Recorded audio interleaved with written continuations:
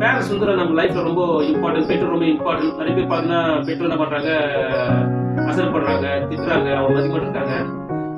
சில வாலிப பிள்ளைகளை பார்த்து 18 20 வயசு ஆகணும் சின்ன வயசுல இருந்து கஷ்டப்பட்டு பேரண்ட்ஸ் பெற்றோரை வளர்ப்பாங்க. அவங்க சாப்பாடு, அவங்களுக்கு துணி மணி, அவங்களுக்கு தேவையான எல்லாம் செஞ்சு ரொம்ப அன்பா அவங்களை படிக்க வச்சு காசு செலவு பண்ணி அவ்வளவு கஷ்டப்பட்டு வளர்ப்பாங்க.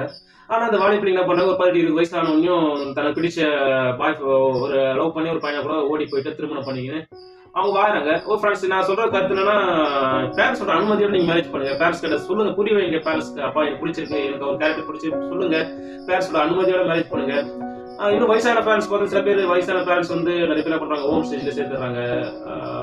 அவங்களுக்கு வந்து பராமரிக்க மாட்டேங்கிறாங்க. அதெல்லாம் வந்து ஃப்ரெண்ட்ஸ் நம்ம வசனம் சொல்லிட்டு எதை விதைக்கமோ அதே அறுப்போம்னு உலகத்துக்குள்ள சொல்லுவாங்க. வினை விதைத்தவன் வினை இருப்பான்னு சொல்லுவாங்க. ஓ ஃப்ரெண்ட்ஸ், நம்ம இந்த நம்ம பேரண்ட்ஸ் நம்ம பார்க்கலாம். நம்ம பிள்ளைங்க நம்ம ஃபியூச்சரை நம்மளே பார்க்க மாட்டாங்க. அது கண்டிப்பா அது கடவுள் வந்து அதுக்கடுத்த நமக்கு தண்டனை கிடைக்கும். ஓகே ஃப்ரெண்ட்ஸ், அதனால நம்ம என்ன பண்ணணும், பேரண்ட்ஸ் மதிக்கணும், அவங்க ஒபே பண்ணணும், அவங்க செய்ய வேண்டிய கடமைகளை செய்யணும், அவங்கள பராமரிக்கணும், அவங்களை பார்த்துக்கணும்.